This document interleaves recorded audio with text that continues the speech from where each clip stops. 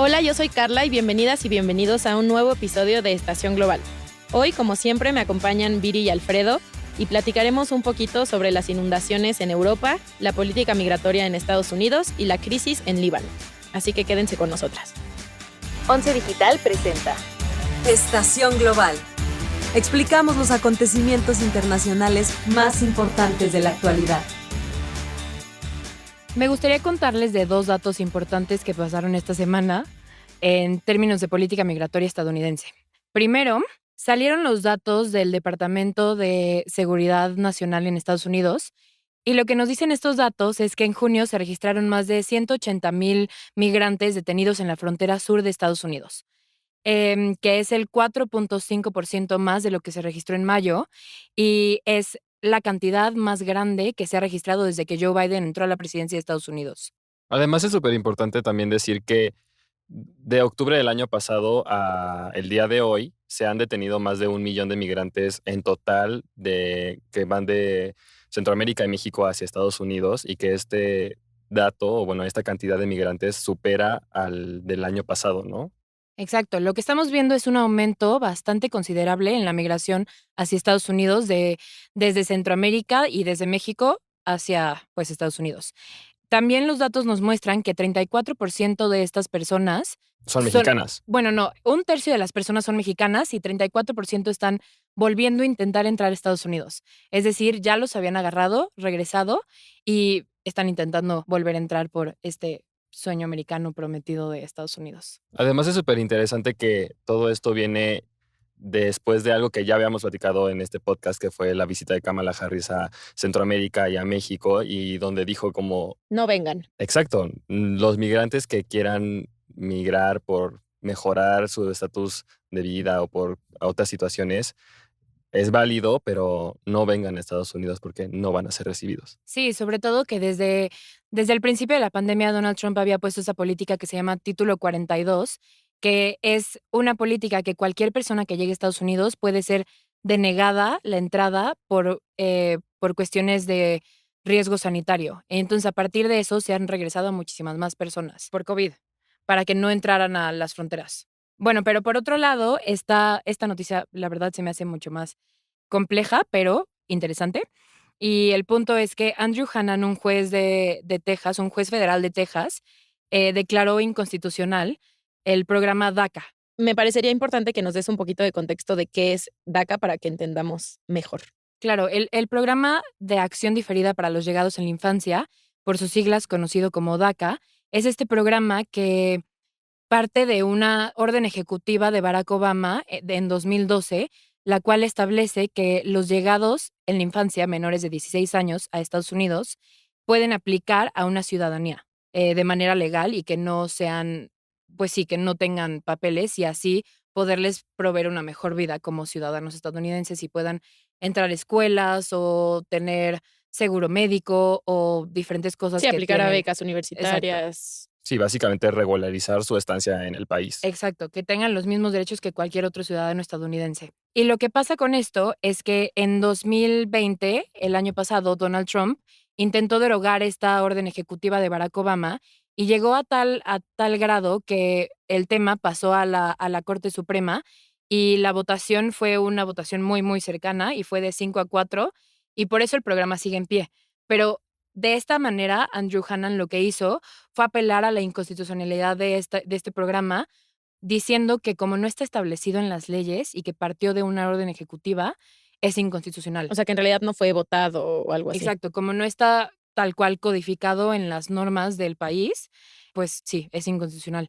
Y lo que pasaría es que no afectaría a todas las personas que ya son parte de DACA, sino a todos los nuevos solicitantes. O sea, quienes ya obtuvieron su nacionalidad de esa forma, ya, Exacto, ellos ya están del otro lado. Del otro Literal. lado ya, sí, literal, tienen su ciudadanía, pero a los nuevos solicitantes, pues, no van a contar con esa suerte.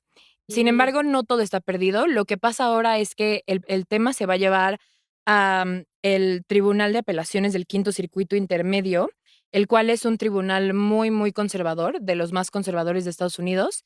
Y si este tribunal decide negar, la existencia de DACA, va a pasar a la Suprema Corte si es que la Suprema Corte decide tomar el caso, que en su mayoría normalmente no pasa eso porque normalmente denegan los casos, bueno, más de los casos que toman, pero por otro lado también podría ser que el Congreso estadounidense tome el tema y decida legislar sobre él y entonces se forme, bueno, se cree esta norma como ley tal cual y pues ya no puedan hacerla Que inconstitucional. ahorita tendríamos un poquito más de esperanza porque la mayoría es demócrata, ¿no? Exacto.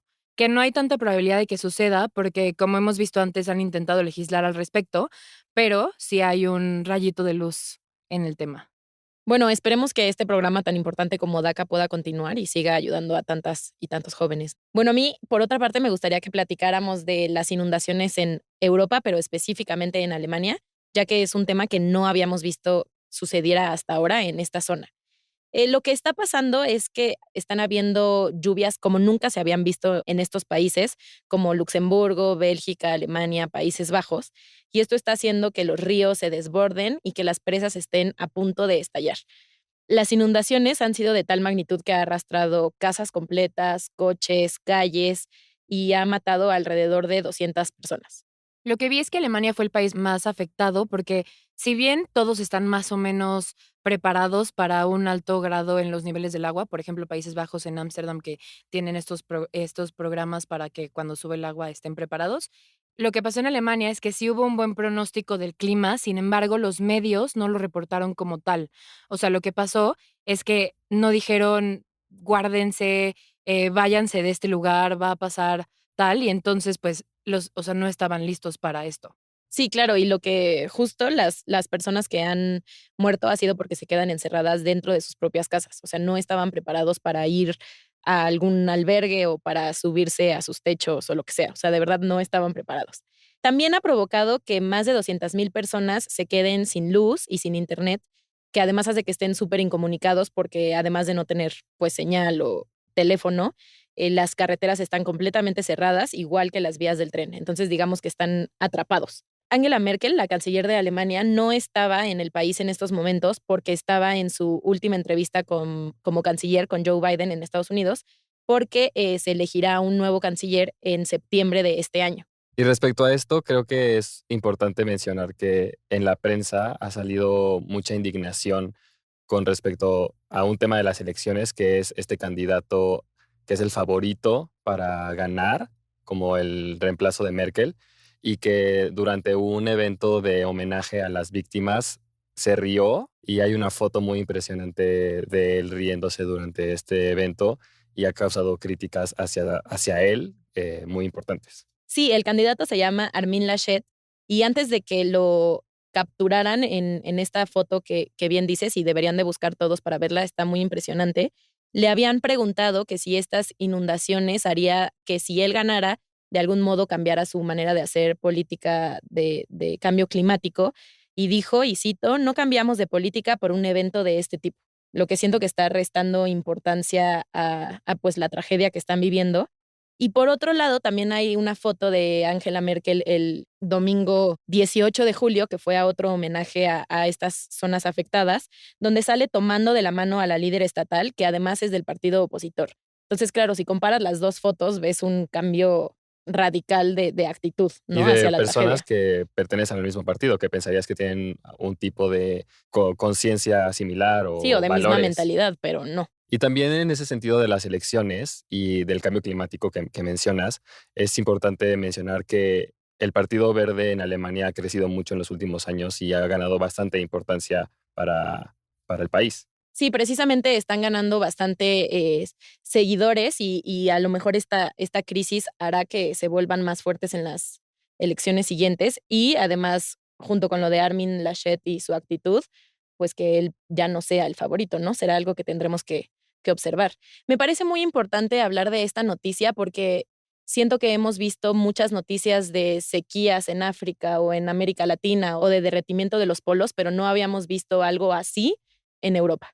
Lo cual marca este evento que tal vez haga que países que tienen el poder y el dinero para tomar decisiones con respecto al cambio climático puedan empezar a ver que pues también les afecta mucho a ellos y no Sí, y que es solamente... importante que reduzcan sus emisiones de carbono, entre otras cosas. Definitivamente creo que el cambio climático va a tomar un papel central en las elecciones del 26 de septiembre. Angela Merkel dijo que el domingo lo que había visto era surrealista y fantasmagórico y que por ello era sumamente urgente solucionar la crisis climática. Yo vi que cuando llegó a Schuld, que fue este poblado al que fue a visitar, en el que dijiste que agarró la mano, lo primero que dijo es que en el idioma alemán ni siquiera hay palabras para describir ese grado de tragedia. Y pues bueno, después de 16 años en el poder, veremos quién reemplaza a Angela Merkel y si de verdad llena estos grandes zapatos que va a dejar en la Cancillería de Alemania y cuál va a ser su posición con respecto a los temas de cambio climático. Ahora, lo que les quiero platicar es sobre la crisis del Líbano. Seguramente en los últimos días o en la última semana han escuchado muchas noticias de que el Líbano está muy mal y de que han pasado muchas cosas. Así que les voy a tratar de explicar lo más sencillo que pueda. Quédense conmigo, les prometo que van a entender. El evento fundamental que pasó la semana pasada, el 15 de julio, fue que Saad Hariri, que era el primer ministro designado en el Líbano para crear un gobierno, renunció a los esfuerzos por crear un nuevo gobierno que tomara las riendas del Líbano. Sí, perdóname que te interrumpa tan rápido, pero justamente había visto que él llevaba 10 meses intentando formar gobierno, que fue lo que prometió al entrar a su puesto y no lo logró y decidió tirar la toalla, también porque tenía una relación súper tóxica con el presidente, ¿no? Exacto. Y aquí es importante resaltar dos cosas. Primero, resaltar que en el Líbano el primer ministro es designado por el presidente con acuerdo del parlamento libanés. O sea, entre el legislativo y la cabeza del ejecutivo deciden quién va a ser el primer ministro y esa persona forma un gobierno que tomará el poder en el Líbano. Y además, con lo que mencionabas de Hariri, él ya ha sido primer ministro 2 veces antes de esto. Primero fue primer ministro de 2009 a 2011 y después de 2016 a 2019. En 2019, él renuncia porque surgen estas grandes protestas masivas en el Líbano en contra de su gobierno por descontentos por la situación económica, por la situación de pobreza y sobre todo por una alza en los impuestos que se impuso durante su gobierno. Él renuncia en 2019 y toma el puesto de primer ministro una persona que se llamaba Hassan Diab. Hassan Diab gobierna como primer ministro de enero de 2019 hasta agosto del 2020, cuando ocurrió la gran explosión de Beirut que devastó a la capital y afectó a muchísimas partes del país. Así que él renuncia por la negligencia que causó esta explosión y se designa otra vez a Hariri como el responsable para crear un nuevo gobierno. Y es por esto que se dice que Hariri ha intentado durante 10 meses crear un gobierno y simplemente no ha podido porque no ha sido aprobado su proyecto por el presidente Michel Aoun. Pero entonces no es oficialmente o no fue oficialmente el primer ministro porque no creó gobierno o sí fue. Exacto. Por eso digo que Hariri era el primer ministro designado. O sea, él estaba designado y tenía la tarea de formar un nuevo gobierno y como no lo logra, podemos decir que nunca fue primer ministro. Hasta la fecha, digamos que el primer ministro oficial sigue siendo Diab, aunque él ya no desempeña esa función en realidad. ¿Pero no lo logra porque el presidente no se lo aceptó? Sí, el presidente y la Cámara deben aceptar su proyecto de gobierno, que básicamente es la composición del gabinete. Ok. O sea, de las personas que son las más cercanas y toman las decisiones en el gobierno. Y es un poco complicado porque aquí viene desde atrás, desde la fundación del Líbano, en que el sistema político es un sistema político que se basa en las diferencias religiosas. Por constitución, las 3 principales cabezas del gobierno están divididas en 3 minorías. El presidente siempre debe ser un cristiano, el primer ministro debe ser un musulmán suní y el jefe del legislativo debe ser un musulmán chiita. Entonces, hay toda esta discordancia y enfrentamientos entre, obviamente, religiones y partidos que no han permitido que se forme un gobierno estable y duradero. Esto suma a muchas cosas que ya traía el Líbano desde hace años, que son las diferentes crisis que vive el Líbano. Principalmente es la crisis económica, es importante mencionar que en 2019 la libra libanesa, que es la moneda oficial de Líbano, se deja fluctuar con respecto al dólar. Ellos tenían un tipo de cambio fijo y se liberó, digamos. Y Como en desde Argentina. entonces, exacto, como lo que vimos en Argentina hace algunos años. Y esto causó que la libra libanesa hasta la fecha se haya depreciado en un 95%.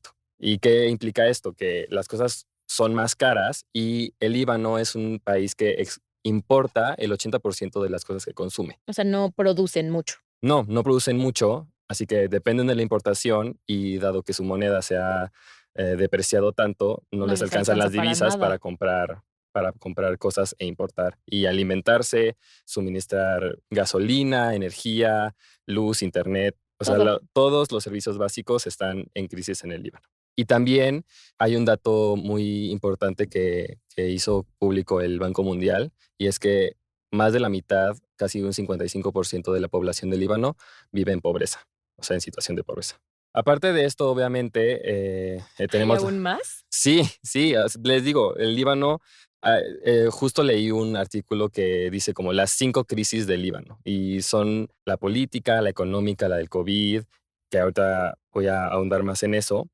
La del COVID obviamente es respecto a la crisis sanitaria que vivimos actualmente y a la escasez de hospitales que existen, sobre todo después de esta explosión que les expliqué que sucedió el año pasado en Beirut, donde aproximadamente 15 de los hospitales más grandes de la ciudad colapsaron y están en situaciones deplorables que no les permiten atender a los enfermos de la enfermedad del COVID y de Sí, generales. y generales, o sea, de los heridos de la explosión. Y también para como sumar a esto, es importante decir que en el Líbano existen 1.5 millones de refugiados sirios que representan ahorita un cuarto de la población del Líbano, que además suman a esta demanda de servicios y de servicios de salud y que han colapsado aún más todas las instituciones del país. Sí, recordemos que debido a la guerra civil en Siria, que este año cumple 10 años, hay aproximadamente 5.6 millones de refugiados y la mayoría se han ido a Turquía, pero también se han ido muchísimos a países como Líbano y estos refugiados viven en situación de pobreza extrema, entonces claramente suman a la situación pues ya grave del Líbano, ¿no? Exacto, y son o sea, el Líbano es el país con la cifra de refugiados per cápita más grande del mundo.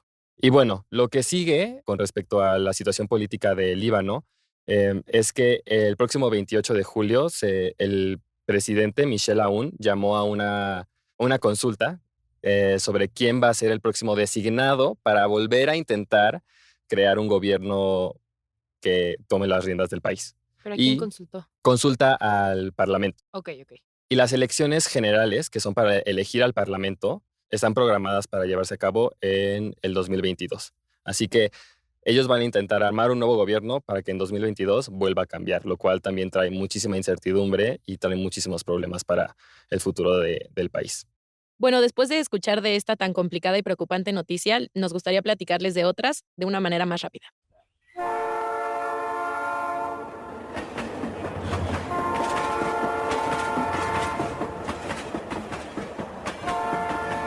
¿Se acuerdan que la semana pasada les conté que esta carrera por llegar al espacio ya no era entre países, sino entre hombres millonarios? Sí. Bueno, justamente Jeff Bezos realizó el martes 20 de julio su primer viaje al espacio, que duró 11 minutos. Lo que me parece súper importante y bonito decir es que llevó con él a Wally Funk, que es una astronauta de 82 años que fue rechazada hace muchísimos años para ir al espacio por el simple hecho de que era mujer. Y entonces la ayudó a por fin cumplir este sueño de tocar el espacio.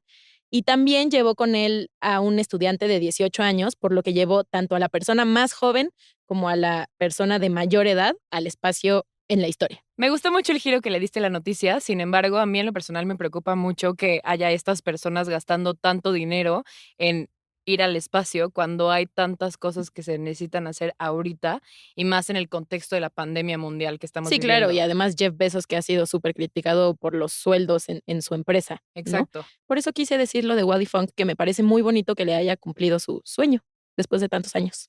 Yo les quiero actualizar sobre la situación de Haití que platicamos la semana pasada. ¿Se acuerdan que les platiqué que Claude Joseph había sido reconocido por la comunidad internacional y era el candidato? Más probable, ¿no? Que se quedara. Exacto, era el idóneo para que se quedara hasta la... Nos mentiste.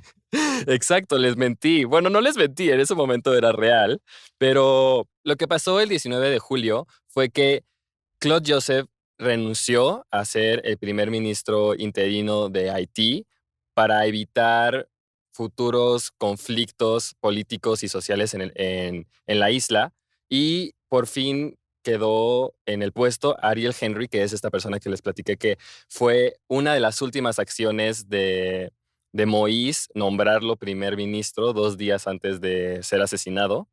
Así que será Ariel Henry quien ahora tome las riendas del país y lo lleve, pues esperemos que de manera muy buena y segura a las elecciones de septiembre de este año.